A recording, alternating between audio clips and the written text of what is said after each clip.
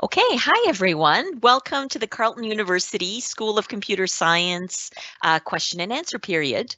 Um, so my name is Christine Larondo. I'm the Associate Director in the School of Computer Science. I'm also an instructor in the school. So I teach mostly second year courses in programming and in software engineering.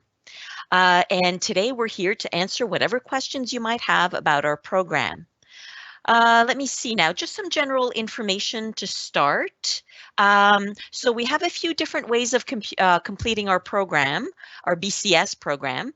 Everyone does the same core courses with where you learn programming languages, you learn about software engineering, you learn about operating systems and systems programming, databases, and so on. However, we also have a number of specialty streams that you may choose, and that allows you to specialize in specific areas that may be of interest to you. For example, algorithms or computer game development, mobile computing, computer and internet security, software engineering, and so on.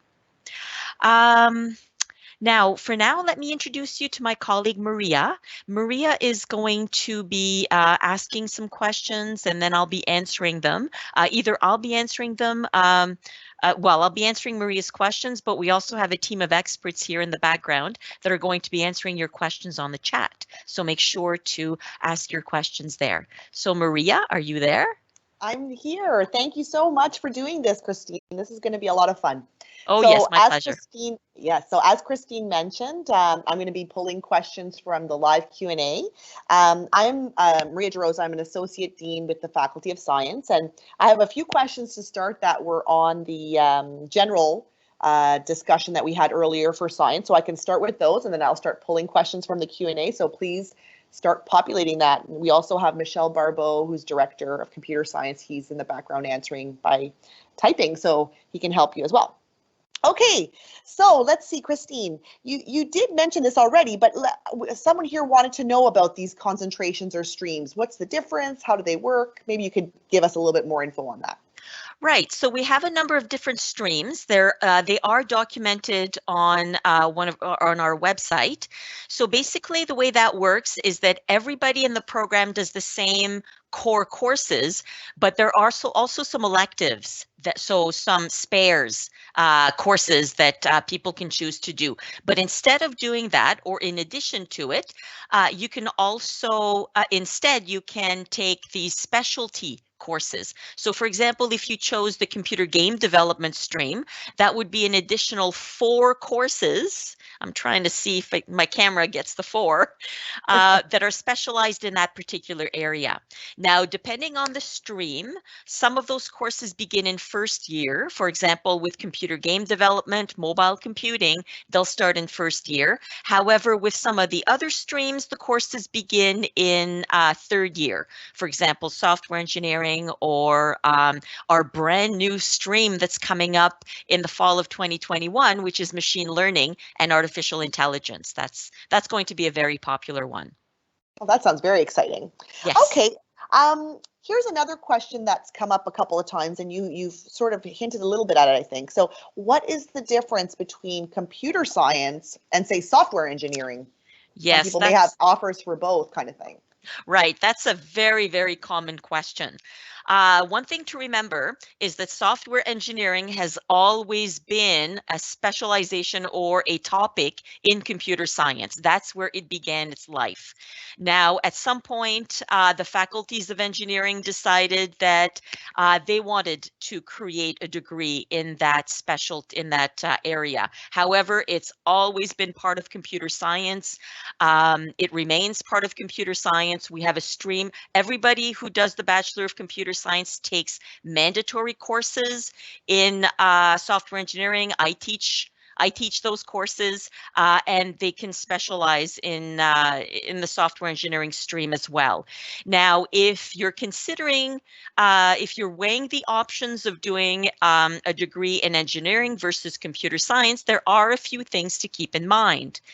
Now, a Bachelor of Engineering requires a lot of mandatory courses, including courses that are not geared towards computer science. For example, there's a lot of chemistry. No offense, Maria. I know you're a chemistry I'm a person. chemist. Yeah, that's okay.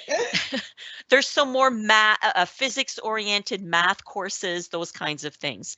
In computer science, we don't have quite that many mandatory courses. We also have a number of electives, which allow students to either do a specialization in one of our streams, such as computer game development, machine learning and AI, and so on, or it allows them to do a minor in a different area. Maybe in chemistry, maybe in business. Some people want to do a minor in languages. It's really up to them. So that's one consideration. Another consideration is that the software engineering stream tends to have a mixture of software and hardware. So if you're interested in electronics and the more hardware, electrical engineering side of things, then maybe the Bachelor of Engineering is more suited to your interests. However, in the Bachelor of Computer Science, we focus exclusively on software and on the mathematical foundations behind software development. So we do more software and therefore, well, in my opinion, we're better at it. So in a Okay. nutshell, those would be the two main differences between computer science and software engineering. I like that. I like that. That's great. Okay, perfect. What programming languages will I learn in the BCS program? Okay, so in first year, we start you off with Python to begin with, and then second semester, you'll be doing Java. In second year, there are other courses where you practice Java, but then you also get exposed to different programming paradigms and languages along that nature. So there's a course where you learn C, there's C++, which is very important for game development, and in a lot of other areas as well. And we have a web application development course where you'll be learning JavaScript and those kinds of languages. So those are between Python, Java, C, and C++. Those are the languages that really will take you through most high-tech or software development jobs out there. That sounds perfect. Okay, here's a question. I've heard about dev degree. What is it and how does it work? Okay, so dev degree, which is also called the industrial applications option, it's actually a stream in the Bachelor of Computer Science. It's basically a partnership between the School of Computer Science and Shopify, which is a high-tech company that's in Ottawa. So basically, students get accepted into the Bachelor of Computer Science, and then they applied to dev degree, which is something that's managed. That side of thing is managed by Shopify.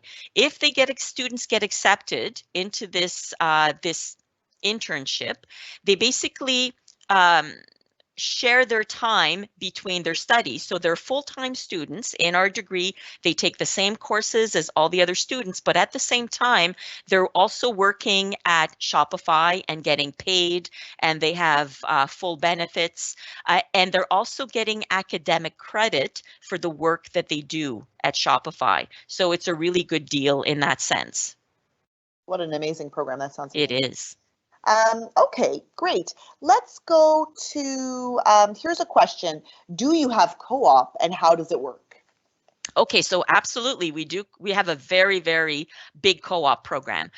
So our normal BCS is 4 years, and with the co-op option, it becomes 5 years. What happens is that after your second year of study, you'll go out on a co-op work term, and then you'll alternate. So there will be a work term, and then you'll come back to do a study term. Then you go back to do 1 or 2 work terms, and it alternates that way. And the co-op work terms are paid, and it's a wonderful way to gain experience in what you're learning in the classroom, and well, also make some money, which is pretty important, and basically establish your network of contacts out there in the industry, which is hugely useful when it comes time to looking for a job. Yes, I can't agree more. Actually, this is really good to test out the waters and see what's out there, right? That's great. Absolutely. Yeah. Okay. Um, Here's a question probably you get a lot, people weighing their options. What makes Carleton the right place for computer science compared to other universities? Well, for one thing, we're in the top 10 in Canada for computer science programs. So that's a huge reason to come here. Another reason is we have some top researchers in some areas. We have some of the top researchers in Canada. Another thing that sets us apart a little bit, and this is not unique to Carleton, but it's not common across all universities in Ontario, is the fact that we have teaching professors in some of our first and second year courses. So those are people such as myself. I mean, we have the same level of education as everybody else. We all have PhDs, but our specialty is teaching courses at that level. So we know how to organize the material in a way that makes it interesting to first and second year students, and we don't have to split our time with between teaching and research. We're exclusively focused on the teaching aspect of things. Another thing about our program is that we have a track record for innovative programs. We were one of the very first in Canada to have a game development stream. We're also one of the very first, if not the first, in Canada to have this internship option, this partnership with Shopify. So over the years, we've had a track record of having very new and innovative programs, and there's every reason to think that we're going to continue to do that in the future. So if you want to be right where the action is, where the great ideas are and the new programs, this is the place to be. That sounds fantastic. And you've got the track record. The students are coming out and they're successful when they're out there. So that's great. Oh, yes. Okay, I'm going to paraphrase a couple of questions that are popping up. They're all sort of related, I think, about people being concerned that they're not maybe up to the level to start a computer science degree. Say I didn't take any computer science in high school. Am I going to be at a disadvantage? What kind of support will I have when I start the computer science degree? So it sounds like just a question about support and getting people off to the best start. Right. Well, we don't expect, so if you look at what our requirements are for admission, it's math, the math courses. We do not expect anyone to take any computer programming courses before they start. So our first year courses are geared towards getting all students, including the ones with no programming experience, up to the level where they need to be for the second year courses. So that first year is the great leveler where everybody comes up to speed, essentially. So in addition to the instructors, the professors in the classrooms, we also have an army of teaching assistants who are there to help you with your assignments, with your tutorials, with understanding the course material. Everyone has office hours. There's plenty of opportunities to ask your questions and get them answered and get help from people who are able to support the learning process. That's fantastic. And I think that's good advice, because I think students sometimes think that it's difficult, or the students shouldn't be talking to the professors or asking for help from the professors. They're so inaccessible. And what do you think about that kind of an idea? No. That we are here to teach. We want students to learn. I mean, this is the whole reason why we're here, right? So I know it looks intimidating because there's more than a couple of students in the classroom, but that's what we're here for. And we really we're here because we love computer science and we want to communicate that love to everybody else, right? We want everybody else to fall in love with computer science like we have. So the more we can make that happen, the happier we are. Oh, that's amazing. I think I'm going to switch fields. It's so You exciting, should. actually. Okay, let's see what other questions are popping up on the Q&A. I'm not sure if this is something you can answer, but in terms of the type of computer someone should have to be able to start the program, are there any concerns? What do you think? Do they need a certain type of computer to get off to the best start? Yes, we have a web page that has that information. We're actually working on updating it now, but basically you should have a laptop, that would be ideal, that runs Windows 10. Um, 8 gig of RAM or 8 gig of memory would be ideal. We do have, typically in a lot of our courses, we will provide certain virtual machines that you need to install on your laptop with, with all the instructions and the technical support that you need for that. But the machine itself needs some basic capabilities. So I know in the past, some people have tried to get by with Chromebooks, but unfortunately that just does not have enough processing power. That people do need a laptop for the program. Okay, that's very good to know. I guess, there are a few questions that are related to, our current kind of strange situation with COVID. How can we prepare during this lockdown down spare time? What can we expect for lectures in the fall? These sorts of things. So I know that some of this is still being sorted out, but maybe, what can people do during this time to get themselves ready for the program would be a good question to answer. Right. That's a good question. Um, from my perspective, I mean, the idea is to prepare for our courses online. We have a learning management system that everyone at Carleton uses. It's called See You Learn. And this is where our lectures are going to be. I mean, it'll depend with each professor is going to be doing their own approach to things, but we'll have lecture recordings. We will have resources for students. My main advice would be keep checking your email. It's important to be reading emails from the professors, from the TAs, the teaching assistants. Just make sure that you know what's expected of you, because that will be made very clear. It's just important that you keep up with this information. But in terms of preparing before coming into first year, other than having a laptop and knowing how to use it, and being on top of your email, that would be my main advice at this point. Okay, that's very good advice. I have a question here from the Q&A. Are there any clubs or extracurricular programs that can help our programming skills at Carleton? So there's quite a few clubs on all kinds of different anything you're interested in, there's some kind of club at Carleton. We also have an extremely active undergraduate society in computer science. So they're called the Computer Science, my goodness, the CCSS, the Computer Science Society. Oh my goodness, why am I forgetting what that is? They're going to kill me. So it's a fantastic, go check them out, CCSS. The Carleton Computer Science Society, that's what it is. I can't believe I forgot that. So they're fantastic. They're a great bunch of people. They're all students. They have all kinds of activities that people can participate in and get to know each other. They support each other. They help each other out. When we were there in person, they had books that you could, secondhand books that you could buy. All kinds of supports are there. At some point there was a computer gaming club. I'm not completely sure what the status of that is, if that's still active, but definitely the CCSS. If you check out their website, there's tons of information there. That's perfect. And I can also put a plug in as part of my portfolio as Associate Dean. We have the Science Student Success Center. Right. And we have peer mentors who are upper year computer science students who are just amazing. And they definitely would love to reach out to new students.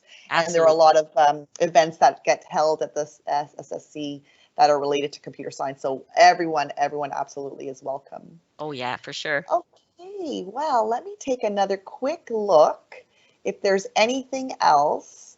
But yeah, I guess that looks like we've covered most, and Michelle is also furiously typing away and answering everybody's questions, which is wonderful. But great. I guess, one piece of advice maybe that you would give to incoming students to make the most of this experience.